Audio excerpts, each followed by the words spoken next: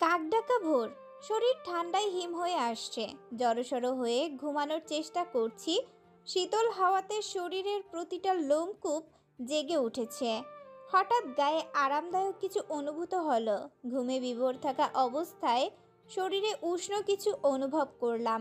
হঠাৎ পাতলা চাদরের আবরণে ঢেকে গেল সারা শরীর। আরামদায়ক পরিবেশে চাদরটা ভালোভাবে গায়ে টেনে নিয়ে পাশে থাকা কোলবালিশটা ভালোভাবে জড়িয়ে ধরে শুয়ে রইলাম। ঘুমে অচেতন আমি। কানে ঝুমঝুম শব্দ ভেসে আসছে। কর্ণকুহরে শ্রুতিমধুর লাগছে।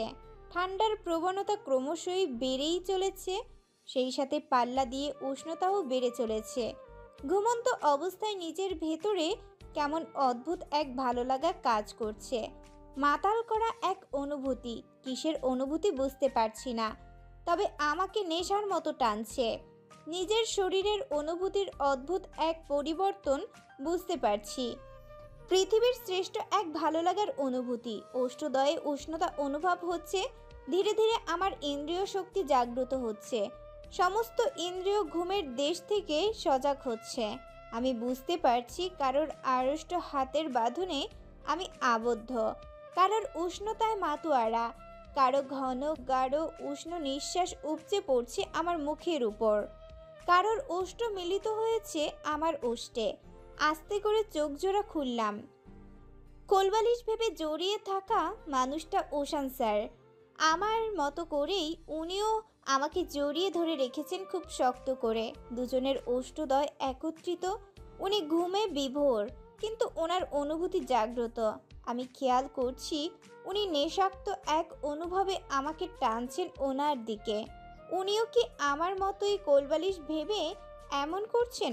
দুজনের শরীরে একটা কথা, ইস কি লজ্জা! ভয়ানক কিছু ঘটে যায়নি তো আবার?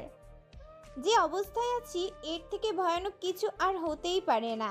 লজ্জায় ভয়ঙ্কর এক অবস্থা আমার। ওনার সাথে আর ঝগড়া করব কিভাবে? আজ যা ঘটল, উনি আমার কাছে এলেন কখন? ওনার শক্তপোক্ত বাঁধন থেকে তো ছোটারও উপায় নেই। যেন শক্ত এক শিকলে বাঁধা আমি। কখন মিলিত হয়েছি দুজন। উনি তো এতটা বেখেয়ালি নন। ঘুমোলে তো এক চুলও নড়েন না। তাহলে আজ কিভাবে আমার কাছাকাছি এলেন? আর আমারই বা এত ভালো লাগছে কেন? মনে হচ্ছে ভুল করে কাছে এসে বুঝি জীবনের শ্রেষ্ঠ সুখ পেলাম। ওনার স্পর্শে এত ভালো লাগা, এত নেশা, এত তৃষ্ণা, যেন আমার দীর্ঘদিনের পিপাসিত হৃদয় শীতল হলো।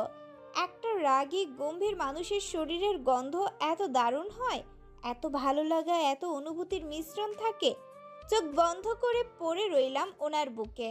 এই ভালো লাগাময় মুহূর্তটুকু শেষ না হোক। বাইরে ঝুম বৃষ্টি হচ্ছে, বিরতিহীন বৃষ্টি। বৃষ্টির জন্যই বুঝি ঠান্ডা অনুভূতি হচ্ছিল। উনি তো আরামে ঘুমাচ্ছেন, আর আমি কতক্ষণ এভাবে থাকবো? জানালার একটা পাল্লা খুলে গিয়েছে। বৃষ্টির ছিটা এসে ভিজে যাচ্ছে ঘর। খয়েরি কালারের পর্দাটা উঠছে। জানালায় সোজা ল্যাপটপ টেবিলে ল্যাপটপ রাখা। বৃষ্টির পানি এসে সেটা ভিজে যাচ্ছে। আজ আবার ফর্ম ফিল আপ করতে হবে সেকেন্ড ইয়ারের। 9টার মধ্যে ব্যাংকে পৌঁছাতে হবে। কলেজে আজ অনেক কাজ আছে। আজ লাস্ট ডেট ফর্ম ফিল আপের। ছোঁয়া কাল কুমিল্লা থেকে ফিরেছে। ওয়াল ঘড়িতে তাকিয়ে দেখি সকাল 7:30 বাজে।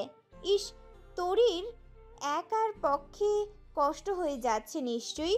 ওনাকে ঠেলে সরিয়ে ওঠার চেষ্টা করলাম। আমার কিছুক্ষণ নড়াচড়ার পর উনি চোখ মেললেন। এভাবে আমাকে ওনার সাথে মিশে থাকতে দেখে চট জলদি উঠে বসে বললেন, উফ, তুমি? ওনার চোখে মুখে সে কি লজ্জা! লজ্জায় আমি নিজেই মিয়েই যাচ্ছি। লজ্জাজনক পরিস্থিতি থেকে রক্ষা পেতে আমি বিছানা ত্যাগ করে ওড়না খোঁজাখুঁজি করে দেখলাম ফ্লোরে পড়ে আছে ওড়নাটা। ফ্লোর থেকে ওড়না তুলে গায়ে দিয়ে ওনার ল্যাপটপটা জানালার সাইড থেকে সরিয়ে এনে বললাম, ওভাবে তাকিয়ে আছেন কেন আমার দিকে? আমি ঘুমোলে আপনি তো ফায়দা নেন, তাই না? উনি কেমন নিশ্চিন্ত, সাথে লজ্জিত মনে হচ্ছে। সামনের চুলে হাত দিয়ে চিরুনি করতে করতে বললেন, আমি কোনো ফায়দা নিতে যাবো কেন? হ্যাঁ, তুমি এসেছিলে আমার কাছে নিশ্চয়ই। আমি একটুও যাইনি, আপনি এসেছিলেন। আপনাকে আমি ওড়না খুলতে দেখেছিলাম, বাট আমার মনে হলো আমি ওটা স্বপ্ন দেখেছিলাম। ওটা স্বপ্ন নয়, সত্য। গলায় ওড়না পেঁচিয়ে পটল তুলে ফেলতে, তাই সরিয়ে দিয়েছিলাম। এখন এসব অজুহাত দিচ্ছেন, আমার গায়ে কাঁথা আসলো কিভাবে? শীতে হিম হয়ে যাচ্ছিলে, তাই দেখে হেল্প করেছিলাম। এটাও আমার দোষ? তাহলে আপনার কাছাকাছি গেলাম কিভাবে? আমি জানি সেটা, নিজেই এসেছো। তুমি কিভাবে ঘুমাও একদিন ভিডিও করি, তাহলে বুঝবে। রাতে কতবার এসে আমাকে হামলা করো, বারবার কোলবালিশ ছেড়ে আমাকে এসে। থাক, আর বললাম না। মোটেও আমি আপনার কাছে যাই না। আমি ঘুমিয়ে গেলে আপনি রেগুলার ওসব করেন তাহলে? What do you mean by ওইসব? আপনি প্রাপ্তবয়স্ক, নিশ্চয়ই বুঝতে পারছেন। তুমিও প্রাপ্তবয়স্ক, নিশ্চয় বুঝতে পারছো। ওইসব করলে এতদিন বাবুর আম্মুই হয়ে যেতাম। ছি, কি লজ্জা! আপনার কি একটুও লজ্জা নেই? তুমি কি লজ্জা রাখতে দাও আমার? আর হ্যাঁ, বিয়ে করা বউ আমার, ফায়দা নেই আর কি আছে? হক আছে আমার। আর আজ যা সর্বনাশ করলে, আমি তো শেষ। নারীরা এভাবেই পুরুষের সর্বনাশ করে যায়। বলেই উনি শাওয়ারে ঢুকলেন। আল্লাহ, রোশান স্যার দিন দিন এমন বেহায়া হয়ে যাচ্ছেন কেন? মুখে কি কিছু আটকাচ্ছে না ওনার? চুল ঠিক করে বাইরে বের হলাম। তরি চা করে ডাইনিংয়ে দিয়েছে। আগুন গরম চা, ধোয়া উঠছে। খেয়াল করলাম তরির মুখটা ভারী হয়ে আছে। ডাইনিংয়ে বসে শ্বশুর শাশুড়ি ঔশান আর দাদু চা খাচ্ছেন। তরি কোনো কথা বলছে না, কিন্তু কেন? কি হয়েছে ওর? ওশানকে বেশ পরিপাটি লাগছে দেখতে। জিন্স গেঞ্জি পরে রেডি, যেন বাহিরে যাবে। আমাকে দেখে শাশুড়ি বললেন, কি ব্যাপার তরি, সঙ্গের মতো দাঁড়িয়ে আছো কেন? সারামাকে চা দাও। ওশান আর চোখে আমার দিকে তাকাচ্ছে। আমিও ঘৃণা ভরা দৃষ্টিতে ওশানের দিকে তাকালাম। একটা চেয়ার টেনে বসতে বসতে বললাম, না, আমি চা খাবো না এখন। তরির কি মন খারাপ আম্মা? ও এমন চুপচাপ কেন? ও তো অলক্ষী, মুখ ওই রকমই প্যাঁচার মতো করে রেখে সংসারটাই শেষ করে ফেললো। মুখ ওরকম রাখে কেন আম্মা? দাদু বললেন। ওর মনে কত সুখ যে তাই হাসবে। আম্মা বললেন, আহা বাবা, আপনি এত প্রশ্রয় দিবেন না, আপনার জন্যই মাথায় চড়েছে ও। আমি বুঝতে পারলাম না ব্যাপারটা আসলে কি ঘটেছে। আম্মার দিকে তাকিয়ে বললাম, তোরে কি করেছে আম্মা? আরে মা, কাল যে তুমি শাড়িটা গোসল করে খুলে রেখেছিলে, ও সেটা ধুয়ে দেয়নি। আমার শাড়িও পরে আছে, তোমার বাবার লুঙ্গিও, ওশানের লুঙ্গি সব পরে আছে। এত ঘন্টা পানিতে ভিজিয়ে রাখলে কাপড়ের রং থাকে? ও নাকি মনে নেই? নবাব জাদির মেয়ের নাকি মনে নেই? পাকনা গুজিছে নাকি? খাওয়াটা কোন জায়গা থেকে আসে? বাপের বাড়ি থেকে তো 4 আনা সুতো আনারও ক্ষমতা নেই। ঘুম থেকে উঠে সবার ভেজা কাপড় দেখে আমার মাথা ঠিক নেই। কাল আমার বিছানাও ঝেড়ে দেয়নি। এই বাড়ি থেকে আর কতবার দূর করব? মাগনা খাওয়া আছে, কোথায় যাবে? আর এই আপদ দূর হলে আমার ছেলে বাঁচত, আমিও বাঁচতাম। ওশান বলে উঠল, কত মানুষ গলায় দড়ি দেয়, ও কি দড়িও চোখে দেখে না? আমা, ও আমার চোখের সামনে আসলেই আমার বিরক্তকর লাগে। ওশানের দিকে তাকিয়ে বললাম, তোরির গায়ে হাত তুলেছো তুমি? দাদু বললেন, এ কি নতুন? দেখো তো হাতটা মুচড়ে কেমন ভেঙে ফেলেছে। রক্তকণিকা জ্বলে উঠল আমার। তোরির হাতের দিকে তাকালাম আমি। হাতটা কেমন ফুলে উঠেছে। কষ্ট পাচ্ছি, কিন্তু শেয়ার করার মানুষ নেই। আমার ভেতরটা হু হু করে উঠল যন্ত্রণায়। শাশুড়ির দিকে তাকিয়ে বললাম, আপনাদের সবার কাপড় খুলে রেখেছিলেন কেন? না ধুয়ে ফেলে রেখেছিলেন কেন? তৎক্ষণাৎ আমার শাশুড়ি বলে উঠল, বাড়ির মানুষ কি পরনের কাপড় ধুতে পারে? আর ছেলের বিয়ের পর শাশুড়ি কেন কাপড় ধুবে? ধুতে পারেন না মানে? তাহলে আপনার বড় ছেলে আমার কাপড় কিভাবে ধুয়ে দিল? কি বললে? আমার রোশন তোমার কাপড় ধুয়েছে? হ্যাঁ, ধুয়েছে। আপনার কাপড় এখন থেকে আমি ধুয়ে দিব আম্মা। আর ওশান আমার দেবর, ওরটা আমি ধুয়ে দিব। মানে সবারটাই আমি ধুয়ে দিব। তোরই তো এতদিন ধুয়েছে। ও যেহেতু করতে চাইছে না, আমি করব। ওশান চোখ বড় বড় করে তাকালো আমার দিকে। টেবিলের বাকিরাও অবাক হলো। শাশুড়ির ঘোর আপত্তি, সে আমাকে এসব করতে দিবে না। দাদু মুচকি হাসছেন আর বিড়বিড় করে বললেন, ধামাকা হবে বোঝাই যাচ্ছে। মৃন্ময়ের নাম্বার থেকে ফোন ক্রমাগত আসছে। আমি আড়ালে গিয়ে ফোন রিসিভ করে বললাম, কি হয়েছে, এত ফোন দিস কেন? জানিস না জামাই আছে আমার, আগের মতো ফ্রি থাকি না। সারা সর্বনাশ হয়ে গিয়েছে। কি হয়েছে? তন্ময় সুসাইড করেছে। আমি হসপিটাল আছি, অবস্থা ভালো না। ঘুমের ওষুধ খাইছে অনেকগুলা। কেন, কি হয়েছে ওর? ছোঁয়ার জন্য। তুই তো জানিস তন্ময় ছোঁয়াকে কত ভালোবাসে। জানি, বাট সুইসাইডের কারণ? কাল সোয়া কুমিল্লা থেকে ফেলে তন্ময় সোয়ার বাসার নিচে গিয়েছিল। সোয়ার জন্য একগুচ্ছ গোলাপ, একটা পান্ডা, একটা 3 পিস নিয়ে গেছিল। তন্ময় টিউশনের টাকা জমিয়ে ওগুলো কিনছিল, কিন্তু সোয়া তন্ময়কে বকেছে। আর গিফটগুলো তো নেয়নি, সাথে অনেক গালিগালাজ করছে। বলেছে তন্ময় বন্ধু নামের কলঙ্ক। বন্ধু হয়ে কিসের প্রেম ভালোবাসা, বন্ধুত্বের মাঝে এসব কি? সে তন্ময়ের সাথে ফ্রেন্ডশিপ ব্রেক করেছে, সাথে বলে দিয়েছে ওশান ছাড়া আর জীবনে কেউ জায়গা পাবে না। আর অনেক কথা তন্ময় সহ্য করতে পারেনি। বিগত 4টা বছর তন্ময় সোয়াকে বোঝাচ্ছে, কিন্তু সোয়া লক্ষ্যবার রিজেক্ট করে দিল। সোয়া বেশি রেগে গিয়েছে। তন্ময় বলেছে সে গরিব বলেই সোয়া তাকে চায় না। কাহিনীর শেষ নেই, তুই আয় এসে বাকিটা শুনিস। বাঁচবে তো? বলা যাচ্ছে না।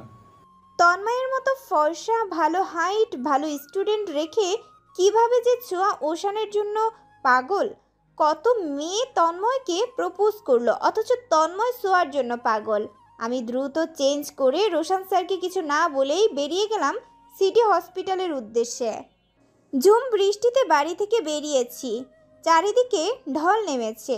রাস্তায় ভ্যান, রিক্সা, অটো, কোনো কিছুরই দেখা মিলছে না।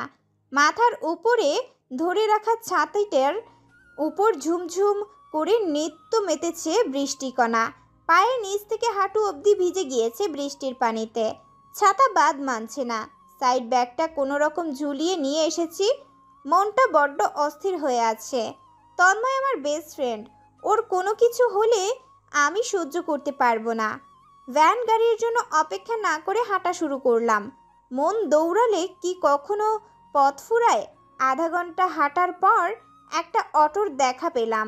অটোওয়ালাকে হাত ইশারা করতেই থেমে গেল। জিজ্ঞাসা করলাম, সিটি হসপিটাল যাবেন?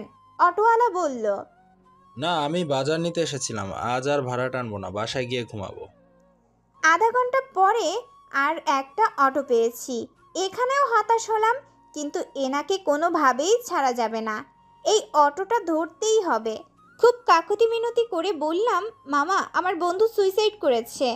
অবস্থা খুব একটা ভালো না, ইমার্জেন্সি হসপিটালে পৌঁছাতে হবে আমাকে, প্লিজ চলুন। না না, ওইদিকে এখন যাব না, তাছাড়া আর প্যাসেঞ্জারও পাওয়া যাবে না। মামা, আপনার ভাড়া তো 30 টাকা, আমি আপনাকে 200 টাকা দেবো, প্লিজ চলুন। আচ্ছা, ওঠেন। ঘণ্টাখানিকের মাঝে ভিজে নিয়ে উপস্থিত হলাম সিটি হসপিটালে। হসপিটালের করিডোরে দাঁড়িয়ে আছে দীপ। দীপকে ভীষণ ব্যস্ত দেখাচ্ছে, হাতে প্রেসক্রিপশন। রিসেপশনে কথা বলছে। দীপ আমাকে দেখেই চিন্তিত কণ্ঠে বলল, সারা এসেছিস তুই? হাঁপাতে হাঁপাতে বললাম, তন্ময় কই দীপ, কি অবস্থা ওর? দোতলায় আছে, জ্ঞান ফেরেনি এখন, আমি স্যালাইন নিয়ে আসছি, যা তুই। আমি ব্যস্ততার সাথে দোতলায় উঠলাম। খুব দ্রুত বেগে ওঠার ফলে নিঃশ্বাস নিতে কষ্ট হচ্ছে। আমাকে দেখেই মৃন্ময় ডাক দিল, সারা এদিকে আয়। তন্ময় অচেতন হয়ে পড়ে রয়েছে, স্যালাইন চলছে। ফর্সা গালে খোঁচা খোঁচা দাড়িতে তন্ময়কে সবসময় সুন্দর লাগে। মুখটা ফ্যাকাশে হয়ে পড়ে আছে আজ। মৃন্ময়কে বললাম, ডাক্তার কি বলেছে? বললো আর একটু পরে আনলে কি হতো, ঠিক নেই। তন্ময়ের বাড়িতে জানিয়েছিস? ওর মা অসুস্থ, আর কেউ নেই। শৈশবকালে বাবাও মারা গিয়েছে। একমাত্র ছেলের এমন খবর শুনলে আন্টির কি অবস্থা হবে এটা ভেবে বলিনি। তাতে আবার হাই প্রেশারের রোগী। তন্ময় কি পাগল হয়ে গিয়েছে মৃন্ময়?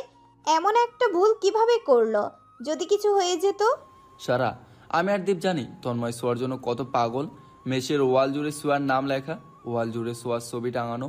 সোয়াকে দেখার জন্য রাত নেই দিন নেই ছুটে গিয়েছে সোয়ার বাসার সামনে।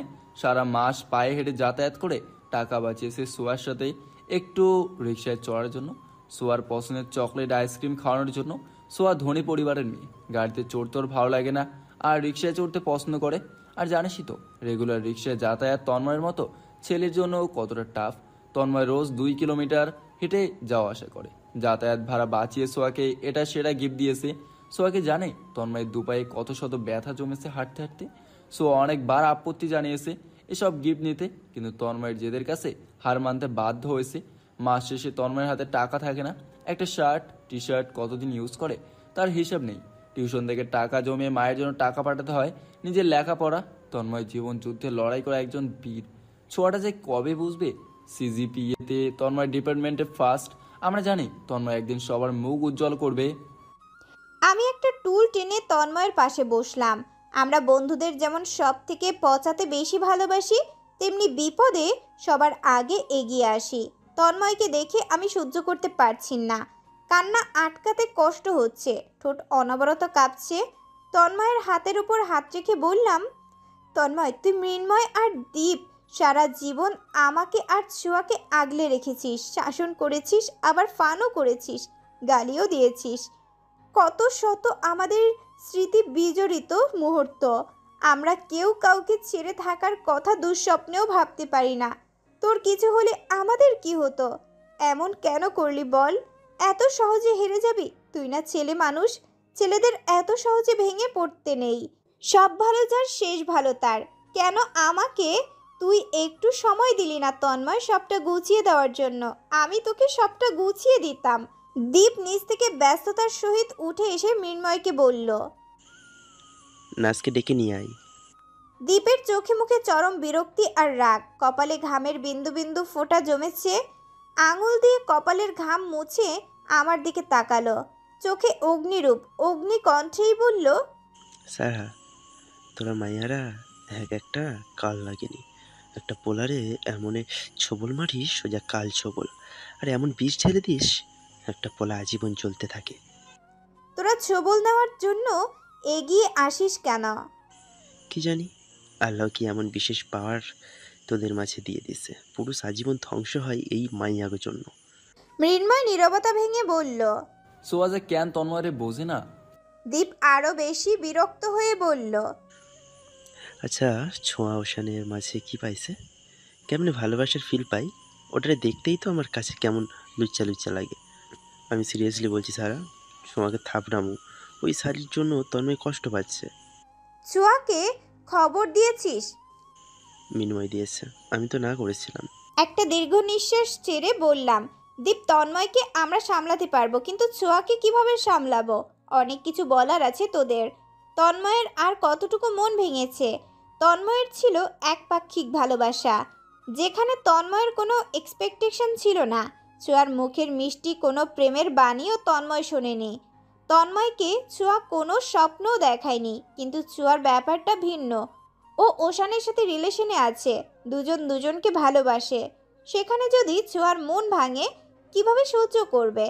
আমার তো ছোঁয়াকে নিয়ে ভয় হচ্ছে বেশি। ছোঁয়াকে কি বাঁচাতে পারবো? দীপ আর মৃন্ময় একসাথে জিজ্ঞেস করলো। কেন রে? ছোঁয়ার পুরো জীবনটা এলোমেলো হয়ে যাবে, মন ভাঙার কঠিন পরিণতি ভোগ করতে হবে, যেটা সামলানো খুব একটা সহজ হবে না ছোঁয়ার পক্ষে। মৃন্ময় উত্তেজিত হয়ে বলল, আচ্ছা খোলাসা করে বলবি? ওদের দুজনের দিকে তাকিয়ে নিশ্চিন্ত ভঙ্গিতে বললাম, ওশান ম্যারিড। মৃন্ময় আর দীপ দুজনেই যেন আকাশ থেকে পড়ল, ভীষণভাবে চমকে গেল, যেমনটা প্রথমে আমি হয়েছিলাম। ওরা দুজনেই বলল, হোয়াট? হ্যাঁ, আমি ঠিকই বলছি। দীপ বলল, তুই শিওর সারা? আমি শিওর না হয়ে এই কথা কেন বলবো? তাহলে কি ওই শালার পুত ছোঁয়াকে ঠকালো? দেখে তো মনে হয় ছোঁয়াকে মারাত্মক ভালোবাসে। তাহলে কেমনে কি? মৃন্ময় বলল, আল্লাহ বাঁচা গেল। তন্ময়ের রাস্তা এবার ক্লিয়ার। ভাই ওঠ, মরার আগে গুড নিউজটা শোন। আপাতত মরিস না, আমরা ফর্ম ফিল আপের ঝামেলায় আছি। ফ্রি হয়ে নেই, দেন মরিস। আর না মরলেও চলবে আপাতত। সোয়ার রাস্তা ক্লিয়ার। শালা মাথার পুট, তাহলে বিয়ে করবে না? ফাও ফাও টাইম পাস করছিল। আমি উঠে দাঁড়িয়ে বললাম, না না, বিয়ে করবে। বিয়ে করবে না ব্যাপারটা এমন নয়। ওশানের ওয়াইফকে ওশানের পছন্দ নয়। মৃন্ময় বলল, তাহলে ওর বউ আমার দিয়ে দিক। আমার আবার মন ভাঙা মেয়ে ভালো লাগে। এরা ভালোবাসাহীনতায় ভোগে, তাই কারো ভালোবাসা পাইলে উজাড় করে ভালোবাসে। দীর্ঘদিন এমন মেয়ে খুঁজতেছি, আমি ভাঙা মন জোড়া দিয়ে নেব। অলওয়েজ ফান করিস না মৃন্ময়। দীপ মৃন্ময়কে চাটি মেরে বলল, সিরিয়াস ব্যাপারে ফান করিস না। সারা, তাহলে কি ওখানে ছোঁয়ার গাড়ি বাড়িতে দেখে মাথা ঠিক নেই? হ্যাঁ, এটাও একটা কারণ, কিন্তু কিন্তু ছোঁয়া এটা মেনে নেবে কিভাবে? কেন মেনে নেবে না? তন্ময়ের সাথে বিয়ে করাই দেবো, আমরা আসি না ওরে মানিয়ে নেওয়ার জন্য?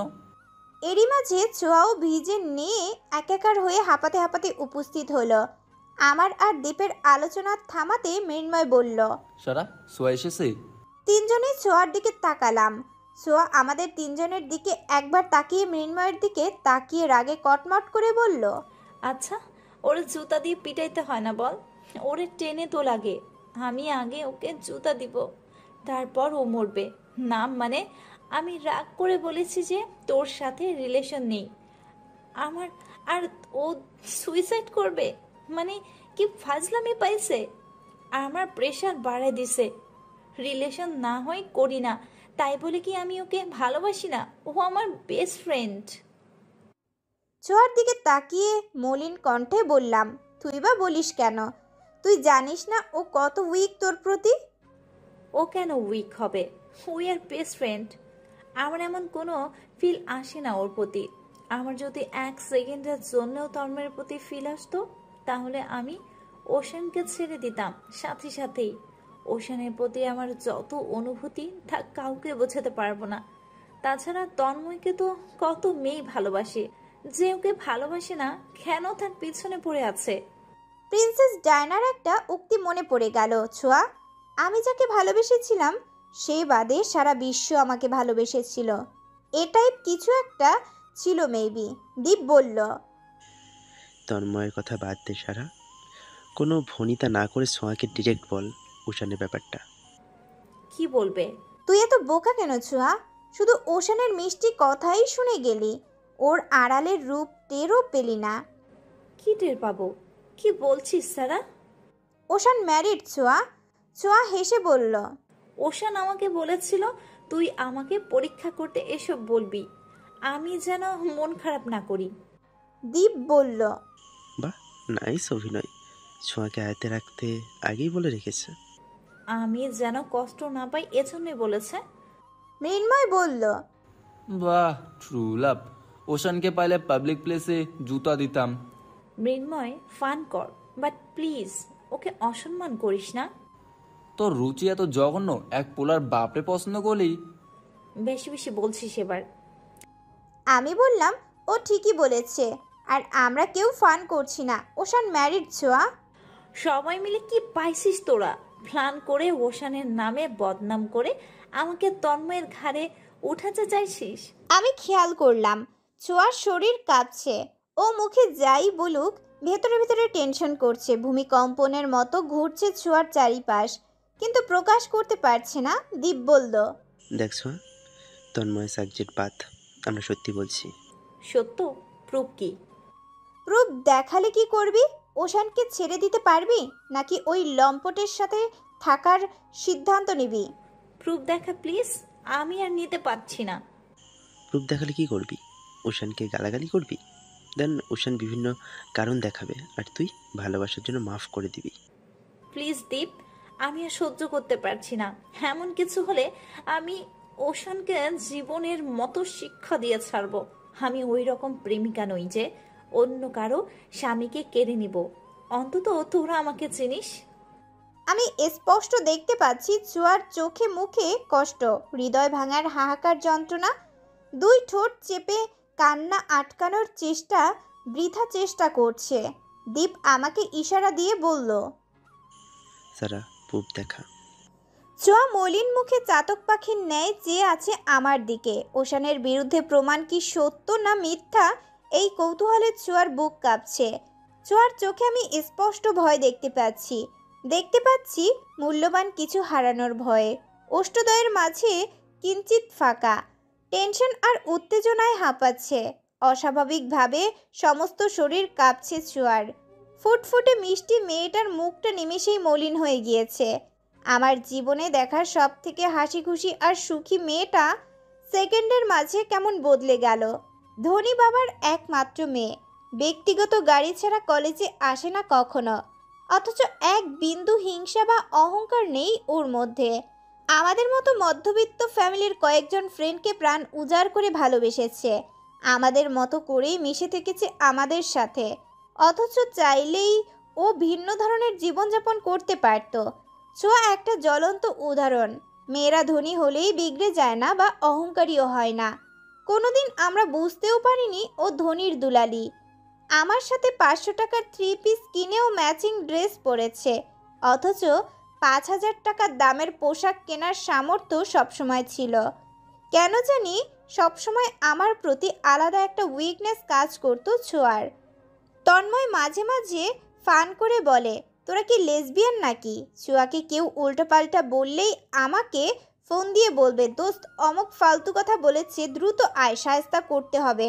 দীপ আর মৃন্ময় ইশারা করলো আমাকে আর বলল, সারা, তুই আর সোয়া আর 5টা মেয়ের মতো নোস, তোরা অন্য মেয়েদের থেকে আলাদা। তাই আমাদের বিশ্বাস আছে এমন কোনো ছেলের জন্য সোয়া কষ্ট পাবে না, বরং রুখে দাঁড়াবে। আমি ফোন থেকে সমস্ত ছবি বের করলাম। এতদিনে ও বাড়ি থেকে সমস্ত ছবি তুলেছি। তরি আর ওশানের কাপল পিক, ওদের সন্তান সহ ছবি। ছোঁয়ার সামনে একে একে আমি বিভিন্ন প্রকার ছবি দেখালাম।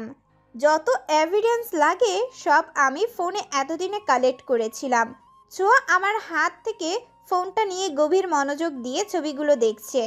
আমি, দীপ আর মৃন্ময় ছোঁয়ার কাঁধের ওপর ভিড় করে তাকিয়ে দেখছি। দীপ আর মৃন্ময় বিশ্রী গালিগালাজ করছে ওশানকে। ছোঁয়ার শরীরের কম্পন ক্রমশই বেড়ে যাচ্ছে। আমি ছোঁয়াকে শক্ত করে ধরে রেখেছি।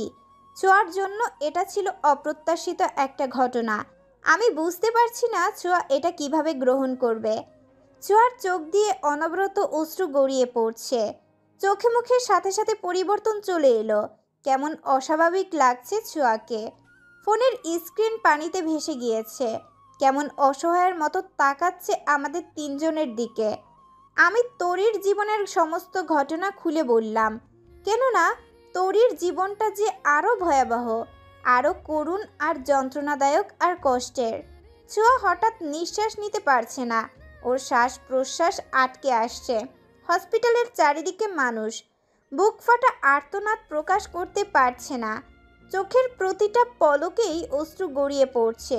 আমি ছোঁয়াকে শক্ত করে জড়িয়ে ধরে রেখেছি। দীপ শক্ত কণ্ঠে বলল, ছোঁয়া, ছোঁয়া, কেন কাঁদছিস? তোর আসলেই কান্না পাচ্ছে? এই ধরনের পুরুষের জন্য কান্না বের হয়? ছোঁয়া কিছু না বলেই উঠে দৌড় দিল। মৃন্ময় আর দীপও ছোঁয়ার পিছু ছুটল। আমি মৃন্ময়কে ডেকে বললাম, তোরা তন্ময়ের কাছে থাক, আমি দেখছি ছোঁয়াকে। দীপ আর মৃন্ময় দুজনেই থেমে গেল। আমাকে বলল, সোয়াকে একা সারিস না সারা, ওকে বোঝা। আমি ছোঁয়ার পিছু ছুটলাম। ঝুম বৃষ্টিতে বিরামহীনভাবে ছুটে চলেছে ছোঁয়া, কোথাও থামছে না। বৃষ্টির কারণে রাস্তাঘাট একদম ফাঁকা। আমি ছোঁয়ার পিছু পিছু ছুটছি। ছোঁয়া ওর গন্তব্য জানে না, কোথায় যাবে নিজেও জানে না। ভয়াবহ হচ্ছে ছুটে গিয়ে একটা খারাপ কিছু না ঘটায়। ছুটতে ছুটতে একটা ফাঁকা মাঠের মধ্যে গিয়ে হাঁটু গেড়ে বসে পড়ল। আকাশ পানে তাকিয়ে গগনবিদারী চিৎকার দিয়ে কেঁদে উঠল। হাউমাউ করে কান্না জুড়ল। কাঁদতে কাঁদতে বেসামাল অবস্থা ওর। আমি দৌড়ে হাঁপাতে হাঁপাতে ছোঁয়ার কাছে গিয়ে থামলাম। ছোঁয়াকে জড়িয়ে ধরে বললাম, কান্না কর, চোখের পানির সাথে বিসর্জন দে সব আবেগ, সব কষ্ট। আমি তোকে কাঁদতে নিষেধ করব না। ছোঁয়া কাঁদতে কাঁদতে হেসকি তুলে ফেলেছে। আমাকে জড়িয়ে ধরে এক বুক যন্ত্রণা নিয়ে কাঁদতে কাঁদতে বলল, আমি মানুষ চিনতে এমন ভুল কিভাবে করলাম সারা? আমি ঠকে গিয়েছি, ভীষণভাবে ঠকে গিয়েছি। আমার জীবনটা নষ্ট হয়ে গেল। এই ধরনীতে মানুষ চেনা এত কঠিন আগে বুঝিনি। আমি মরে যেতে চাই। এত কষ্ট, এত যন্ত্রণা নিয়ে আমি বেঁচে থাকতে পারবো না। আমি সহ্য করতে পারছি না সারা। ওশানকে ছাড়া এক মুহূর্ত আমি কল্পনাও করতে পারি না। আমার এতদিনের সাজানো স্বপ্ন, আমার আশা ভরসা, আমার ভালোবাসা সব কিছু তছনছ হয়ে গিয়েছে। সব ঠিক হয়ে যাবে বেবি। কোনো কষ্টই চিরস্থায়ী নয়। চিরস্থায়ী কোনো কষ্ট আমাদের মনের মধ্যে থাকে না বেবি। সময়ের সাথে সব ঠিক হয়ে যায়। বরং শুকরিয়া আদায় কর যে অনেক বড় ভুল হওয়ার আগে আল্লাহ তোকে বাঁচিয়েছেন। পুরো হাত কাটার আগে আঙুল কেটেছে, এটার জন্য আলহামদুলিল্লাহ বল। ওশান এত অভিনয় জানে? কই, কখনো তো বুঝতে পারিনি ওর অভিনয়। এত নিখুঁত অভিনয় মানুষ কিভাবে করতে পারে? দিনের পর দিন অভিনয় করে গিয়েছে। চরিত্রহীন মানুষের অভিনয় নিখুঁত হয়, ওরা বেশি এক্সপার্ট থাকে এসব বিষয়ে, বুঝেছিস? আজ পর্যন্ত যতগুলো মেয়ে ঠকেছে সবাই এই চরিত্রহীন ছেলেদের কাছেই ঠকেছে। মেয়েরা আবেগী, ভালোবাসা পেলে পৃথিবীর সব কিছু ভুলে যায়। ভালোবাসায় বিশ্বাসী মেয়েদের চোখ দেখলেই বোঝা যায়। কিছু ছেলে এই সুযোগটাই কাজে লাগায়, সরলতার সুযোগ নিয়ে চরমভাবে ঠকিয়ে যায়, আর এমন ক্ষত দিয়ে যায় যা আজীবন বয়ে বেড়াতে হয়। উচিত কাজ হচ্ছে এদের শিক্ষা দেওয়া, চরম শিক্ষা দেওয়া, এমন শিক্ষা দেওয়া অন্তত আর 5 জন ছেলে তা দেখে যেন শিক্ষা নিতে পারে। দুনিয়া কি আজব ছোঁয়া! কিছু ছেলে ভীষণ ভালোবাসতে জানে কিন্তু অভিনয় করে প্রকাশ করতে পারে না। আমরা তাদের কথা ভাবিও না, অথচ তাদের একটু ভালোবাসা দিলে নিজেকে শ্রেষ্ঠ সুখী মানুষ ভাবে। আবার কিছু মেয়ে আছে ভালোবাসায় বিশ্বাসী, ওই ছেলেগুলোকে ঠকিয়ে মন ভেঙে দেয়। ছেলে মেয়ে উভয় পরম্পরায় এই ঠকানোর জন্য ছেলেরাও মেয়েদের বিশ্বাস করতে ভয় পায়, ছেলেরাও মেয়েদের বিশ্বাস করতে ভয় পায়, আবার মেয়েরাও ছেলেদের বিশ্বাস করতে ভয় পায়। আমি কি এমন পাপ করেছিলাম সারা? আমার সাথে এমনটা কেন হলো? আমি তো কাউকে ঠকাইনি, তাহলে কেন? এটাও হয়তো জীবনের একটা শিক্ষা। শান্ত হ প্লিজ। আমি কিভাবে শান্ত হব? আমি আর পারছি না সহ্য করতে সারা। কেন পারছিস না? কষ্ট হচ্ছে তোর ওশানের জন্য? ওশানকে হারানোর জন্য দুঃখ হচ্ছে? আমার কষ্ট হচ্ছে ওশানের ওয়াইফের জন্য। ওই অদেখা অচেনা মেয়েটাকে নিজের অজান্তে আমি কষ্ট দিয়েছি। আমি পাপী সারা। একটা মেয়ের স্বামীকে নিয়ে দিনের পর দিন স্বপ্ন দেখেছি, এসেছি, আর অন্যদিকে ওই মেয়েটার স্বপ্ন ভেঙেছে আর কষ্ট পেয়েছে। আমি নিজেকে ক্ষমা করতে পারবো না কোনো দিন। আমি পরকীয়ায় লিপ্ত ছিলাম না, আমি হোসেনের ওয়াইফের লাইফটা নষ্ট করেছি, সাথে নিজের লাইফটাও। আমার শরীর রিরি করে উঠেছে ঘৃণায় যে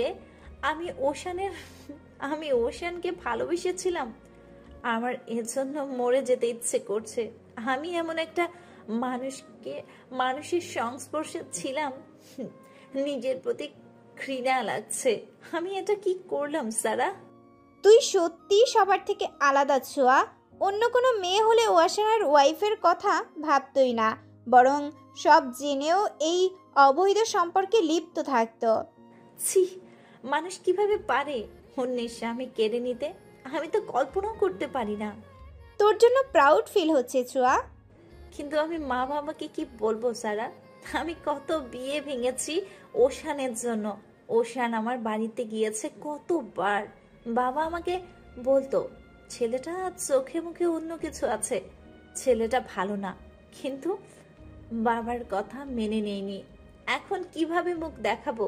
আমি তো ওপাশ এপাশ সবই হারালাম সারা। কিচ্ছু হারাসনি তুই। চল আমার সাথে, বৃষ্টিতে ভিজে দুইজনেরই জ্বর হবে। আমাদের ফর্ম ফিল আপ আজ। জীবনে সুখ দুঃখ সবই আসবে, কিন্তু আমাদের থেমে থাকলে চলবে না, এগিয়ে যেতে হবে বেবি। আমি বুঝতে পারছি ছোঁয়ার ভিতরটা জ্বলে পুড়ে ছারখার হয়ে যাচ্ছে।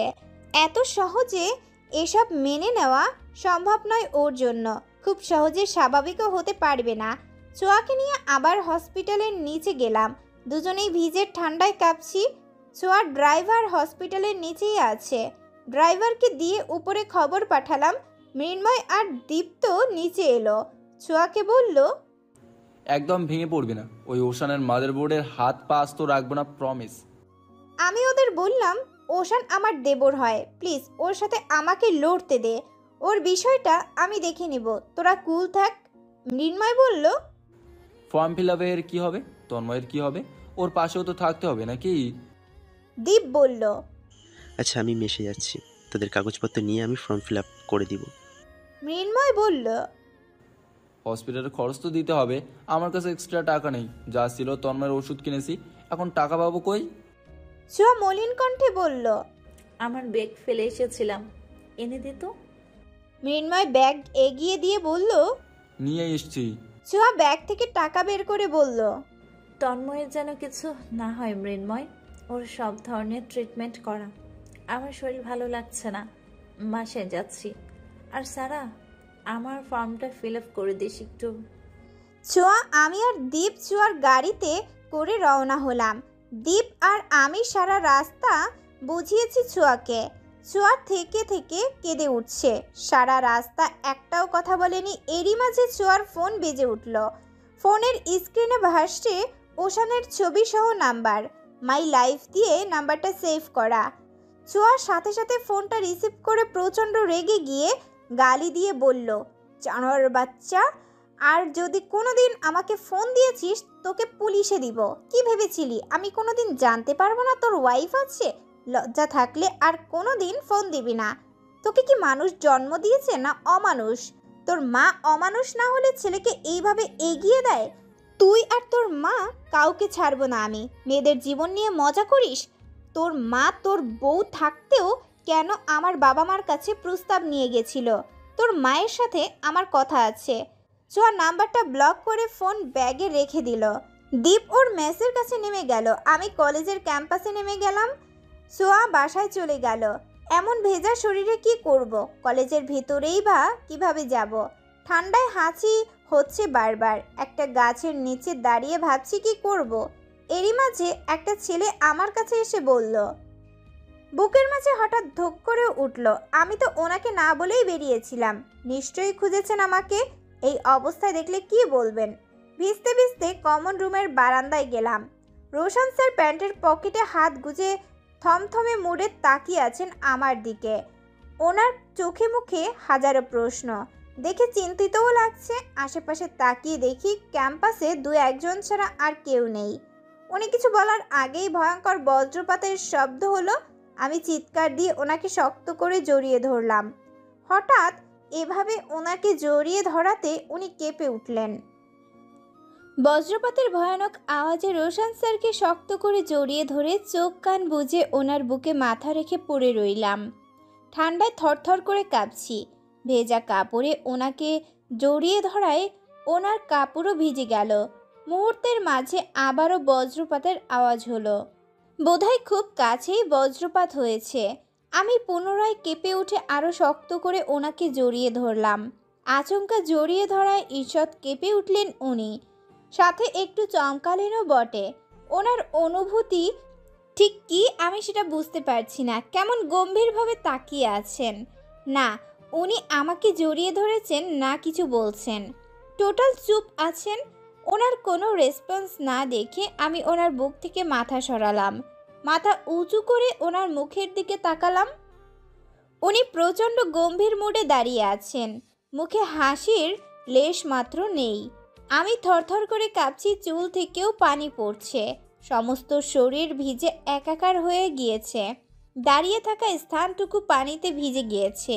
উনি অভিজ্ঞ দৃষ্টিতে আমার পা হতে মাথা পর্যন্ত পর্যবেক্ষণ করলেন। বিষয়টা লক্ষ্য করে লজ্জায় মিয়েই যাচ্ছি আমি। ওনার দৃষ্টি অন্যদিকে সরছে না, পুরোটাই আমার দিকে নিবদ্ধ করে রেখেছেন।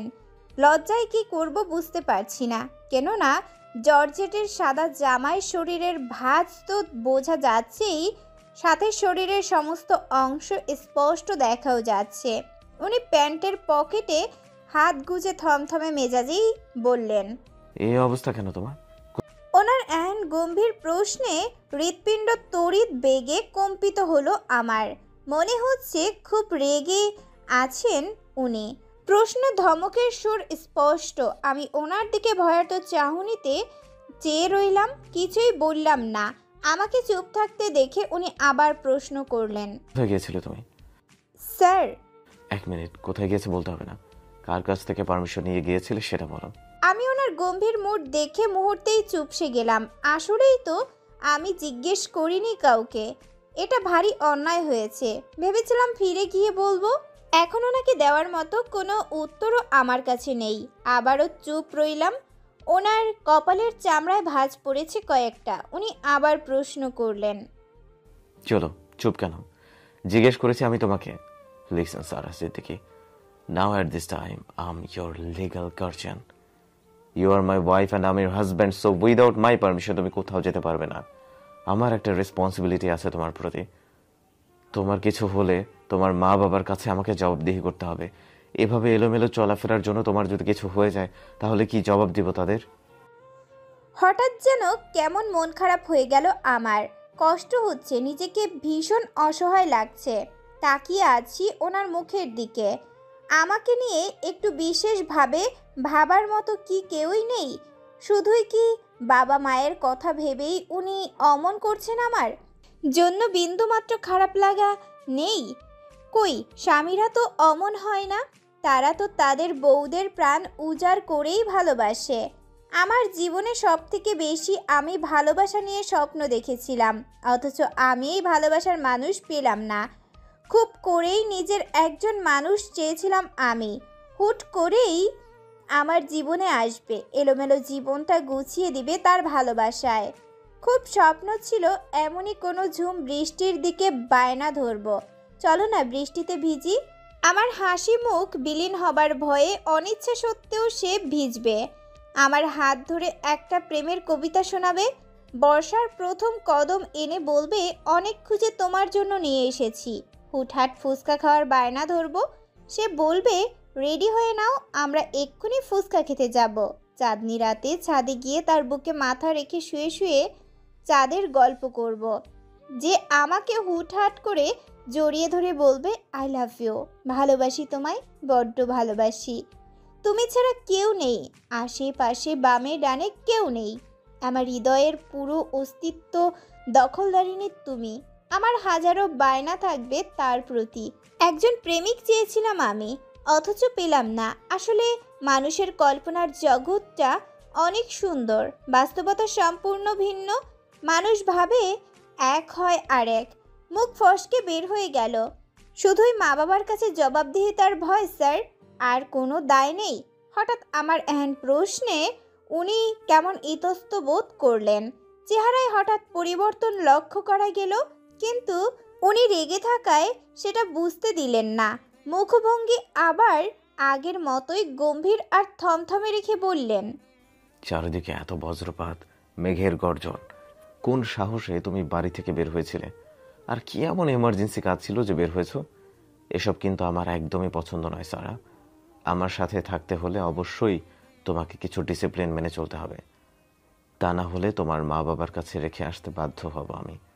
আমি কোনো রিস্ক নিতে চাই না। দেখুন আমি বলতাম আপনাকে। উনি আমার দুই হাতের বাহু শক্ত করে চেপে ধরে বললেন, কখন বলতে? আমি পাগল হয়ে গেলে, আমি তোমার চিন্তা উন্মাদ হয়ে গেলে বলতে? তোমার আইডিয়া আছে আমি কোথায় কোথায় খুঁজেছি তোমায়? সেই সকাল থেকে দুশ্চিন্তায় আমি পাগল হয়ে যাচ্ছি। এখন বজ্রপাতে মানুষ মারা যাচ্ছে, আর তুমি এই ওয়েদারে বাসা থেকে কিভাবে বের হলে? তোমার না হয় কারো প্রতি কোনো দায়ভার নেই, কিন্তু মানুষের আছে। তুমি কারো কথা না ভাবতে পারো, কিন্তু মানুষ তোমার কথা ভাবে। তুমি একটা বেপরোয়া মেয়ে, নিজের খেয়াল খুশি মতো চলাফেরা করো। তোমার তো এই চিন্তা নাই যে কেউ তোমার জন্য চিন্তিত হতে পারে, বা তোমার কিছু হলে কারো পুরো পৃথিবীটা এলোমেলো হয়ে যেতে পারে। সবাইকে নিজের মতো ভাবো, আড়ালে যে কেউ তোমার চিন্তা অস্থির হতে পারে সেই আইডিয়াটুকু নেই তোমার। You are just too much. কে আছে এমন যে এভাবে ভাববে আমার কথা? সত্যি যদি কেউ ভাবতো তাহলে কি আর আমি এত বেপরোয়া থাকতাম? যদি জানতাম কেউ আমাকে নিয়ে চিন্তিত তাহলে নিশ্চয়ই তাকে জানিয়েই সব করতাম। কেন, তোমার বাবা মা নাই? তারা কি তোমার কথা ভাবে না? নাকি তাদেরকে ইম্পর্টেন্ট কেউ বলে তুমি মনেই করো না? মা বাবা বাদে আর কেউ নেই বলেই এই বৃষ্টিতে ভিজে চুপসে আসা মেয়েটাকে যে পারছে সেই বকছে। জিজ্ঞেস করছে না আমার ঠান্ডা লাগছে কিনা, এই ভেজা কাপড়ে কষ্ট হচ্ছে কিনা, আর আমি কি বিএফের সাথে দেখা করতে গিয়েছি নাকি যে এত বকাঝকা করা হচ্ছে। ঠান্ডা লাগবে বলেই তো বকা দেওয়া হচ্ছে। সেটুকু বোঝার বোধ থাকলে অ্যাগেন কোয়েশ্চেন করতে না। আর বিএফ থাকলে কেউ একা একা ভিজে ক্যাম্পাসে ঘোরাঘুরি করে না, আর ফোন রেখেও চলে আসে না। এটা বোঝার জ্ঞান সবার আছে। শুধু শুধু বকলেন আমাকে। জীবনে কেউ কোনো দিন এভাবে ধমক দেয়নি আমাকে। জীবনে প্রথমবার এমন বেশি কথা শুনলাম। বেশ মন খারাপ করেই কথাটা বললাম। উনি ওনার গায়ের ব্লেজার খুলে আমার গায়ে জড়িয়ে দিয়ে বললেন, সকাল থেকে কিছু খেয়েছো? হ্যাঁ। মিথ্যা বলছো কেন? চোখ মুখ শুকিয়ে এতটুকু হয়ে গেছে তোমার। আপনি খেয়েছেন? যে টেনশন আমাকে দিয়েছো আর খাওয়া। তাহলে বাসায় চলুন। এই ভেজা শরীরে অটো রিকশাতে কিছুতেই করে যাওয়া যাবে না। শরীরের সমস্ত দেখুন, আমার বেস্ট ফ্রেন্ড সুইসাইড করেছে, এই জন্য মাথা ঠিক ছিল না, বেরিয়ে গিয়েছিলাম। জানেন, বিশাল এক কারণ আছে। নিশ্চয়ই কোনো মেয়ের জন্য। বুঝলেন কিভাবে? এই বয়সী ছেলেমেয়েরা এসবই করে। আমার বেস্ট ফ্রেন্ড হয় স্যার, আর আপনার স্টুডেন্ট। আপনি এমন ড্যাম কেয়ারভাবে কিভাবে বলতে পারলেন? একটা মানুষ মরতে বসেছে আর আপনার খারাপ লাগছে না? মানুষ এত হৃদয়হীন কিভাবে হতে পারে? উনি আমার দিকে আর চোখে তাকালেন, কোনো কথারই উত্তর দিলেন না। এরই মাঝে ক্যাম্পাসে একটা সাদা রঙের প্রাইভেট কার এলো। কারটা আমাদের কাছে এসেই থামলো। ড্রাইভার দরজা খুলে দিতেই উনি বললেন, ওঠো। আমি ওনার দিকে অসহায় চোখে তাকিয়ে বললাম, আবার প্রাইভেট কার? আমি উঠব না, আমার বমি হয়, মাথা ঘোরায়। উনি ড্রাইভারকে বললেন, ভাই বমির ওষুধটা দিন। ড্রাইভার বমির ঔষধটা এগিয়ে দিলেন। উনি ঔষধটা খুলে আমার ওষ্ঠদ্বয়ের মধ্যে দিয়ে বললেন, নাও, এটা খেয়ে নাও, মাত্র 20 মিনিটের রাস্তা, কিছুই হবে না। ওনার আঙুলের ছোঁয়া ওষ্ঠে লাগতেই কি ভয়ানক ফিলিংস হলো। আকাশে চমকানো বিদ্যুতের থেকেও যেন বেশি ভয়ানক। কি অস্থির এক শিহরণ, কেমন যেন অবশ হয়ে আসলো শরীর। গাড়িতে বসে কেমন যেন ঝিমিয়ে পড়ছি, মাথা যন্ত্রণায় ফেটে যাচ্ছে, চোখ দিয়ে পানি পড়ছে, চোখ আর খুলে রাখতে পারছি না। শরীরে অস্বাভাবিক মাত্রায় তাপ চলে এলো। টলমলো চোখে ওনার দিকে তাকিয়ে বললাম, ফর্ম ফিল আপ তো করিনি। আমি করে দিয়েছি। আমার বান্ধবীর সমস্যা, ওরটাও করতে হবে। সময় বাড়ানো হয়েছে, 2 দিন পরে করে নিতে বলো। এখন তুমি অসুস্থ, বাসায় চলো। কথা বলতে বলতে কখন যে ঘুমিয়ে পড়েছি খেয়ালও নেই। ওনার কাঁধেই হেলে পড়লাম। চোখ খুলতেই নিজেকে আবিষ্কার করলাম বিছানায়। শরীরে প্রচণ্ড জ্বর, গায়ের ওপর মোটা লেপ আর কম্বল। খেয়াল হলো আমি তো ভেজা কাপড়ে ছিলাম। বিছানায় কি ভেজা কাপড়েই আছি? ব্যালকনিতে চোখ যেতেই দেখি ভেজা কাপড় মেলে দেওয়া, কেউ অতি যত্নে তা ধুয়ে মেলে দিয়েছে। বাইরে এখন বৃষ্টি নেই, রোদ ঝলমল করছে। চারিদিকে কেমন নিস্তব্ধতা বিরাজমান। আমার কাপড় কেউ পাল্টে দিয়েছে। খেয়াল করে দেখি আমার পায়ের নিচে বসে আছে রোশন স্যার। পায়ের তালুতে সরিষার তেল মালিশ করে দিচ্ছেন। আমি সাথে সাথে উঠে বসে পা গুটিয়ে নিয়ে বললাম, ছি ছি, কি করছেন আপনি? আমার পায়ে হাত দিয়েছেন কেন? ঘুম ভাঙলো? কেমন লাগছে এখন? আপনি আমার পায়ে হাত দিয়েছেন কেন স্যার? উনি উঠে এসে আমার কপালে হাত রেখে বললেন, উফ, তাপ তো কমেই এখনো, ভিজবে আর এভাবে? সামনে পরীক্ষা, এখনই জ্বর বাঁধাতে হলো। তাই বলে আমার পায়ে হাত দিবেন আপনি? কেন, তোমাকে ছোঁয়া থেকে নিষেধ আছে আমার? না না, তা নয়, স্বামী হয়ে পায়ে হাত দিলেন, আমার পাপ হলো না? কথা বলা শেষ হলে খাবার খেয়ে নাও, ওষুধ খেতে হবে। আমার কাপড় চেঞ্জ করেছে কে? ভেজা কাপড় চেঞ্জ করাটা বেশি জরুরি ছিল, কে চেঞ্জ করিয়েছে সেটা জরুরি নয়। অবশ্যই জরুরি। আপনি আমার কাপড় চেঞ্জ করে দিলেন, আমার অসুস্থতার সুযোগ নিলেন। কেন, তোমাকে ছোঁয়া যাবে না? না সেটা নয়, তাই বলে আপনি? উদ্ভট চিন্তা থাকে তোমার মাথায় সবসময়। অসুস্থ তুমি, এত হাইপার হবে না। তোরই চেঞ্জ করিয়ে দিয়েছে, এবার ওঠো, খেতে হবে। উনি আমাকে ধরে উঠিয়ে বালিশে হেলান দিয়ে বসালেন। আমি ওনার দিকে তাকিয়ে আছি। মানুষটা কত যত্নশীল। গায়ে কফি কালারের গেঞ্জি, হাতা গুটিয়ে ভাত মাখিয়ে আমার মুখে তুলে দিলেন। মুখ তেতো হয়ে আছে, খাবার একবার মুখে নিয়ে মুখ সিটকে খাবার ফেলে দিলাম। উনি একটু ধমক দিয়েই বললেন, খাও কুইক, না খেলে ওষুধ খাবে কিভাবে? আর বিশ্বযুদ্ধ কিভাবে করবে তুমি? ঝগড়া করতে প্রচুর সামর্থ্য প্রয়োজন। খাবার ভালো লাগছে না আমার, অন্য কিছু হলে খেতাম। কি খেতে? নুডলস হলে খেতে পারতাম। আচ্ছা, একটু অপেক্ষা করো। উনি রুম থেকে বেরোনোর 15 মিনিট পরে নুডলস নিয়ে এলেন। নুডলস দেখে বললাম, কে রান্না করলো? আমি। আপনি রান্না করলেন, তাও আমার জন্য? হ্যাঁ, তোমার জন্য। পারেন আপনি? বিয়ের মতো এমন কঠিন কাজে যেহেতু পেরেছি, আর নুডলস তো সামান্য রান্না। শুধু একটু কবুল বলেছেন, আর কি করেছেন? ওই 3 অক্ষরের কবুল বলেই তো চরম সর্বনাশ হলো। কি ক্ষতি করেছি আপনার আমি যে সর্বনাশ হলো? এটা ক্ষতির জন্য নয়, এই সর্বনাশে কারো ক্ষতি হয় না, এটা ডিফারেন্ট। তুমি বুঝবে না, যা হবার আমার হয়েছে তাই আমি উপলব্ধি করতে পারছি। নুডলস খাইয়ে দিয়ে ঔষধ খাইয়ে দিয়ে বললেন, শুয়ে থাকো, একটু উঠবা না। আম্মুকে ফোন দিয়ে বললাম আম্মু 5,000 টাকা লাগবে, একজনের থেকে ধার নিয়ে ফর্ম ফিল আপ করেছি, দিতে হবে। রোশন স্যার ড্যাব ড্যাব করে আমার দিকে তাকিয়ে রইলেন, আমার কান থেকে ফোনটা নিয়ে কেটে দিয়ে বললেন, কার থেকে টাকা ধার নিয়েছো? আপনি? কখন নিলে? ওই যে টাকা দিয়ে দিলেন তো, সেটা ফেরত দিব। আমার মান সম্মান নষ্ট করতে উঠে পড়ে লেগেছো? কেন? মা বাবার থেকে টাকা চেয়ে কি প্রুফ করছো? আমি তোমাকে টাকা দেই না? তোমাকে বিয়ে করেছে কিন্তু দায়িত্ব নেই, তাই তো? ওয়াইফ আমার, তুমি টাকা, ওয়াইফ আমার, তুমি টাকা কেন অন্য কেউ দিবে? ভাবতেই পারেন 2 দিন বিয়ে হতে পারেনি, ফর্ম ফিল আপের টাকা আমার ঘাড়ে তুলে দিয়েছে। এসব উদ্ভট ভাবনা না ভেবে রেস্ট নাও, তোমাকে সুস্থ হতে হবে, আর আমিও ঘুমাবো। উনি ঘরের দরজা লক করে দিয়ে এসে আমার পাশে এসে শুয়ে পড়লেন। কয়েকবার কপালে হাত দিয়ে দিয়ে চেক করলেন তাপমাত্রা কমেছে কি না। এরই মাঝে কেউ এসে দরজা ধাক্কাচ্ছে, উনি গিয়ে দরজা খুলে দিলেন। আমিও দ্রুত বিছানা ছেড়ে শোয়া থেকে উঠে বসলাম। উনি দরজা খুলতেই দেখি রোহান বল হাতে দাঁড়িয়ে আছে। রোহানকে কোলে তুলে বললেন, কি বেটা, কি হয়েছে? বল খেলার মানুষ নেই বড় পাপ্পা, আমি তোমার সাথে খেলবো।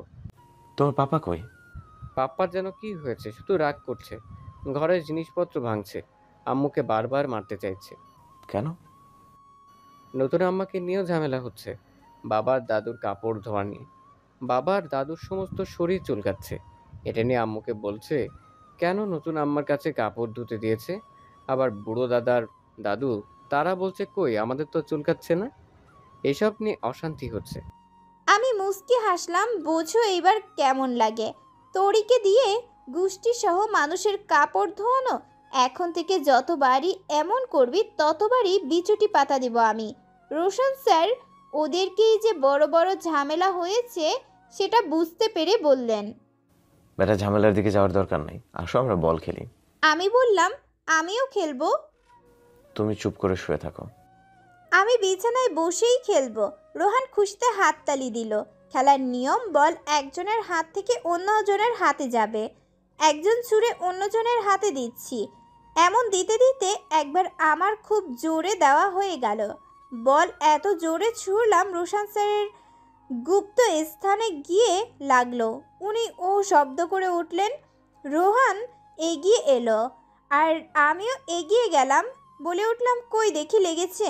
উনি অদ্ভুতভাবে আমার দিকে তাকিয়ে বললেন, বাট? কি অদ্ভুত সে চাহনি। আমি লজ্জায় দ্রুত ঘর থেকে বেরিয়ে গেলাম। কি বলতে কি বলে ফেলি, নিজেরই খেয়াল থাকে না। মারাত্মক লজ্জা পেয়ে দুর্বল শরীর নিয়ে ঘরের বাইরে এসে দাঁড়ালাম। ওয়াল ধরে দাঁড়িয়ে চোখ বোলালাম বাইরে।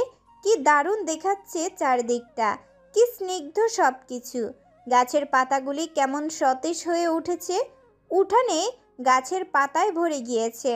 বৃষ্টি যে তার সবটা উজাড় করে প্রকৃতি ভাসিয়ে দিয়ে গিয়েছে সেটা বোঝাই যাচ্ছে। হঠাৎ মনে হলো তন্ময়ের কথা। তন্ময় কি সুস্থ হয়েছে? ছোঁয়া কি ঠিক আছে তো? নিশ্চয়ই ছোঁয়া ঠিক নেই, ঠিক তো থাকার কথাও নয়।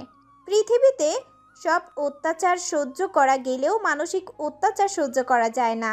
কারো কাছ থেকে প্রতারিত হওয়াটা প্রতিটা মানুষের জীবনেই সব থেকে বিষাদময় ক্ষণ।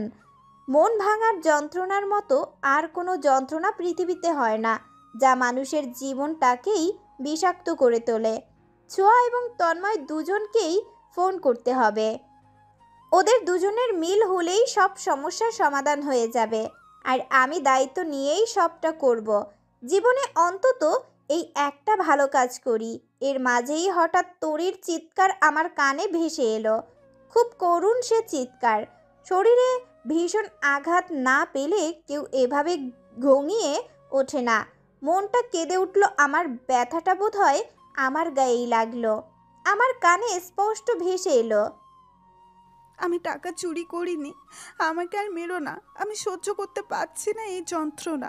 আম্মা, আপনি তো আমাকে চিনেন, আমি কি কোনোদিন চুরি করতে পারি বলুন? আপনার ছেলেকে বোঝান না আম্মা। শাশুড়ি কঠিন কণ্ঠে বললেন, বাঁচতে ছেলে টাকা ফেরত দাও, না হলে আজ ভালো হবে না। তোরই টাকা কোথায় পাচার করেছে বোনের বাড়ি? ওশান গালি দিয়ে বলছে, ফকিন্নির বাচ্চা, গোষ্ঠীতে বিয়ে করে আমার কোনোদিন ভালোই হলো না। শুধু দুরুম দুরুম আওয়াজ হচ্ছে, বোঝা যাচ্ছে তরির গায়ে উড়াধুরা আঘাত করছে। খুব বাজে গালিগালাজ করছে ওশান। শাশুড়িও খুব বাজে কথা শোনাচ্ছে, যত প্রকার কটু কথা আছে সবই শোনাচ্ছে। ক্লান্তিতে আমার পা বাড়াতেই পারছি না, শরীর থরথর করে কাঁপছে। ওয়াল ধরে ধরে কোনো রকম ওয়াশানের রুমে গেলাম। ওয়াশানের রুমে যেতেই আমার কি হয়ে গেল জানি না, আমার ভেতর কি কোনো অশরীরী শক্তি প্রবেশ করলো। রক্ত টকবক করে উঠল রাগে, চোখ দিয়ে যেন আগুন ঝরছে, আমার সমস্ত শরীর কাঁপছে। ওশানের হাতে বড় একটা লোহার রড। তরির মাথা কেবলই বাড়ি দিতে যাবে, তরি দুই হাত মুখের সামনে রেখে চোখ বন্ধ করে রেখেছে। ওর পালানোর পথও নেই, শাশুড়ি পথ আটকে রেখেছে। আমি দ্রুত তরিকে ধাক্কা মেরে ফেলে দিলাম। আঘাতটা স্লিপ করে আমার কপালে কিছুটা খোঁচা লাগলো। রাগে শাশুড়িকে ঠেলে এগিয়ে গিয়ে ওশানের দুই গালে দুইটা থাপ্পড় মারলাম। ওশানের বুকে ধাক্কা মেরে ফেলে দিয়ে বললাম, কি ভাবিস তুই নিজেকে? তুই মানুষ নাকি অমানুষ? ওশানকে দেখে মনে হচ্ছে নেশা করেছে, চোখ দুটো লাল হয়ে টলমল করছে। ওর হাবভাবও ভালো নয়, আজে বাজে কিছু খেয়ে বাসায় এসেছে। আজ ছোঁয়া ব্লক করেছে, নিশ্চয়ই ছোঁয়া আরও গালিগালাজ করেছে, এই জন্যই মাথা ঠিক নেই। ওশান তীব্র রাগে কটমট করতে করতে বলল, আমাদের স্বামী স্ত্রীর মাঝে তুমি কেন এসেছো? আমার বউ আমি মারবো, তুমি বলার কে? কে তোর স্ত্রী? তুই তো তালাক দিয়ে দিয়েছিস। ইসলামী শরীয়তের নিয়ম অনুযায়ী 3 বার তালাক দিলেই তো তালাক হয়ে যায়। তুই তো মুখে মুখে অজস্র বার তালাক দিয়েছিস, তাহলে কিভাবে ও তোর বউ হয়? তালাক মেনে নিয়ে দূরও হয়ে যাও না কেন? ওর জন্য আমার জীবনের সব সুখ শান্তি শেষ হয়ে গিয়েছে। আজ যদি ওই আপদ আমার সাথে না থাকতো, লাক্সারিয়াস একটা লাইফ লিড করতে পারতাম। শুধুমাত্র ও জড়িয়ে আছে বলেই সমস্ত সুখ পেয়েও আমি হারালাম। আমি আজ ওর ব্যবস্থা করেই ছাড়বো। আমার তো মনে হয় তুই তরির জীবনের আপদ।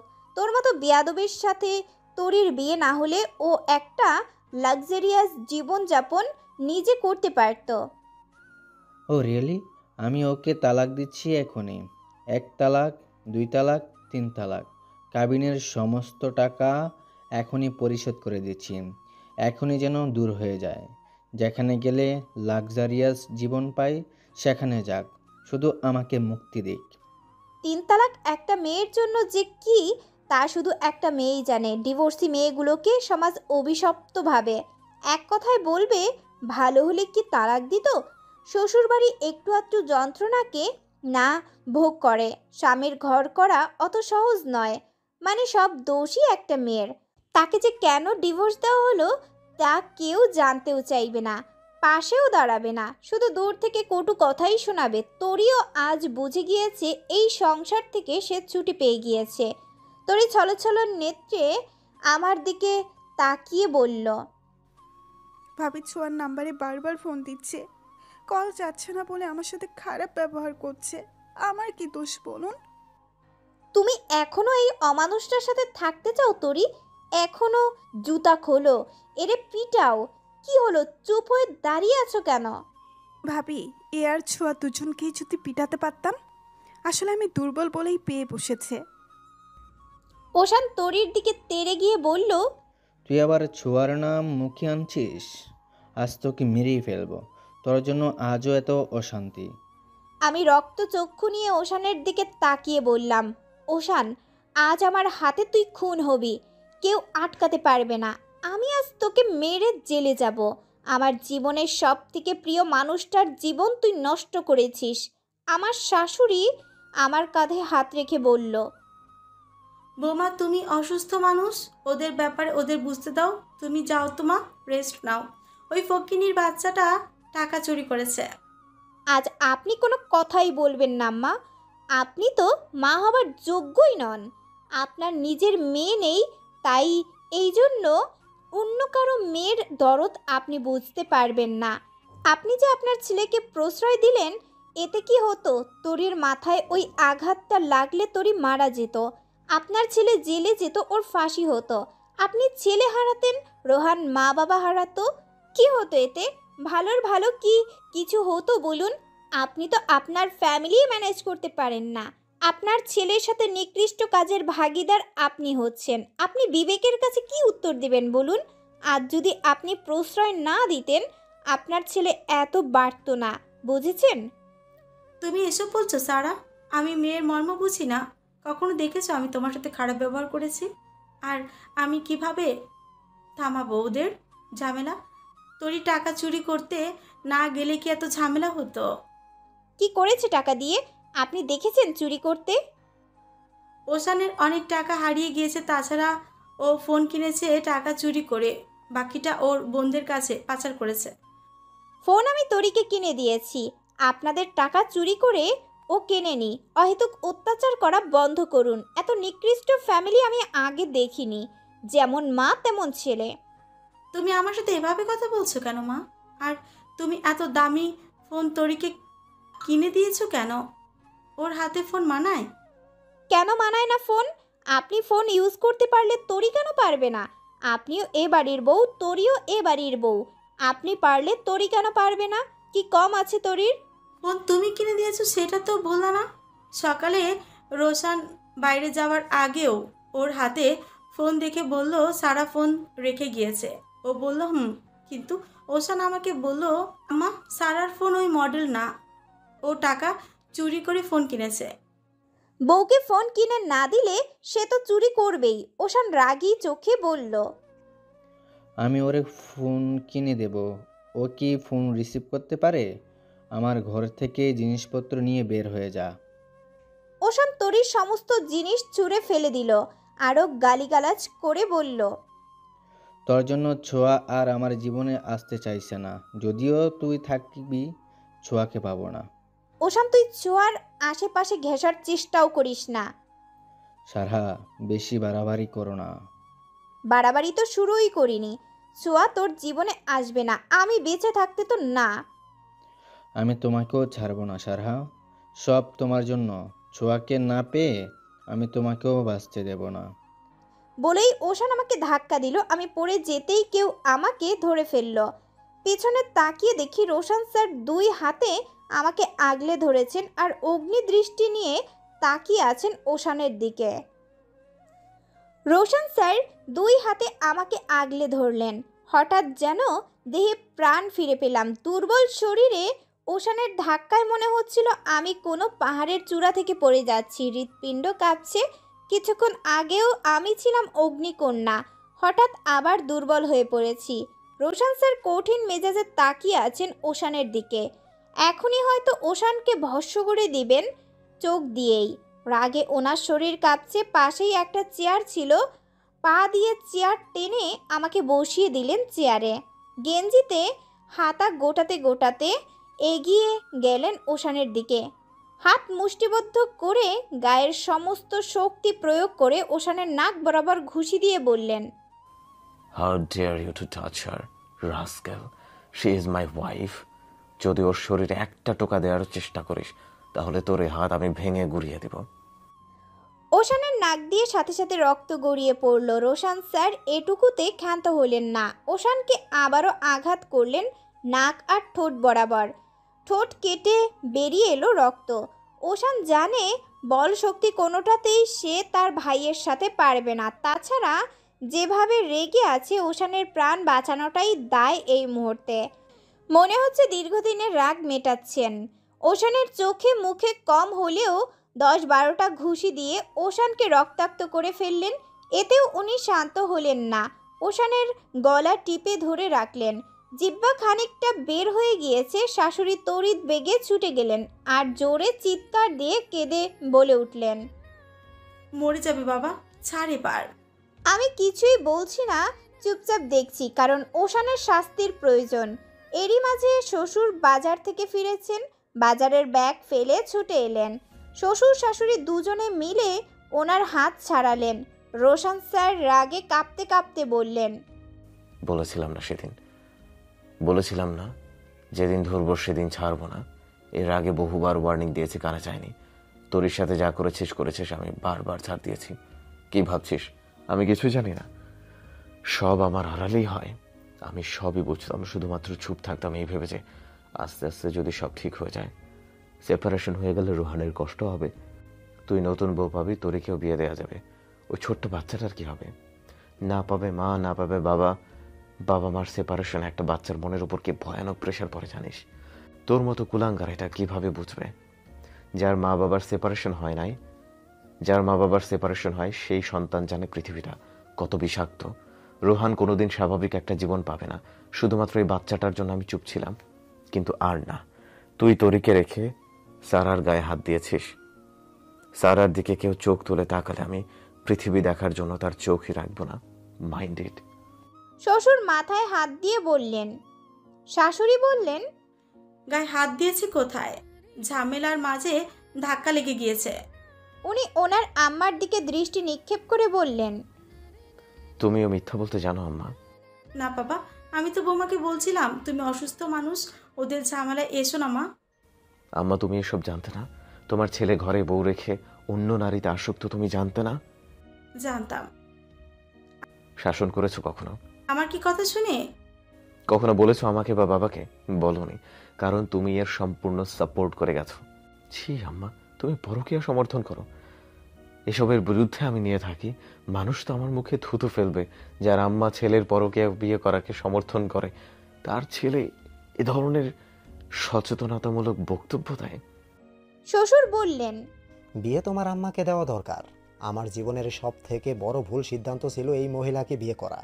এই মহিলা কত খারাপ সেটা আমি ছাড়া কেউ জানে না। সারা জীবনের লোভী মহিলা। আমি শাসন করতে গেলে উল্টো আমাকেই মারতে আসে। জীবনের কি কুক্ষণে যে সম্পত্তির অর্ধেক এর নামে দিয়েছিলাম।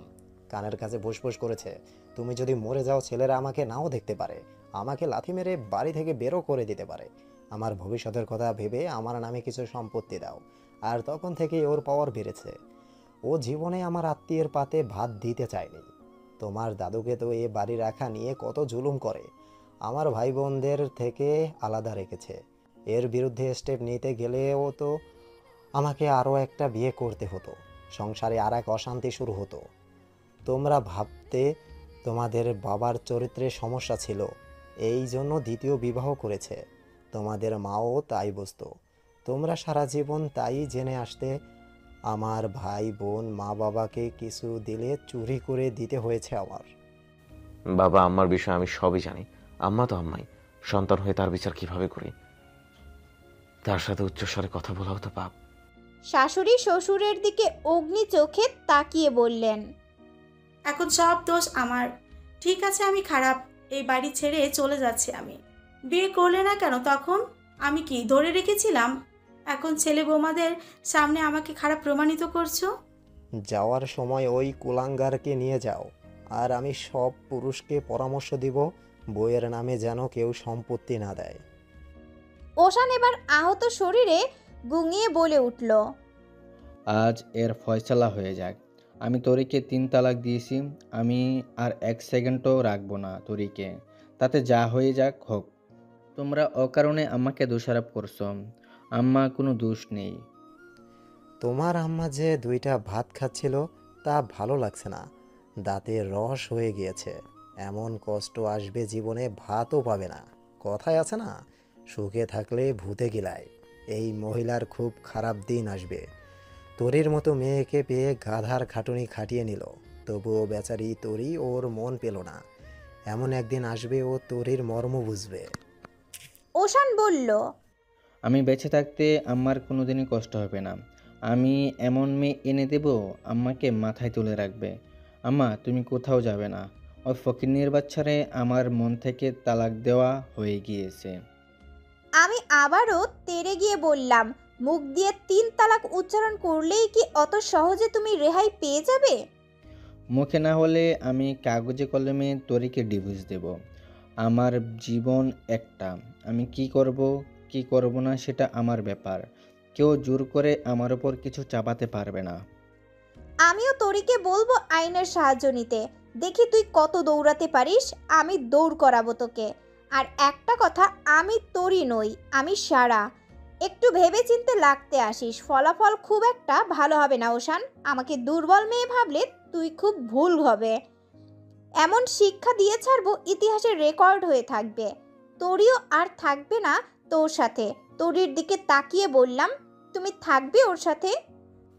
না ভাবি, আমিও ক্লান্ত, আর আমি ওর বিরুদ্ধে কোনো ব্যবস্থা নিব না। আর বিচার করবে আল্লাহ। তরি কাঁদতে কাঁদতে রুম থেকে বেরিয়ে গেল। রোশান স্যার তীক্ষ্ণ মেজাজ নিয়ে ওশানের দিকে তাকালেন, আমাকে ধরে নিয়ে রুমে চলে এলেন।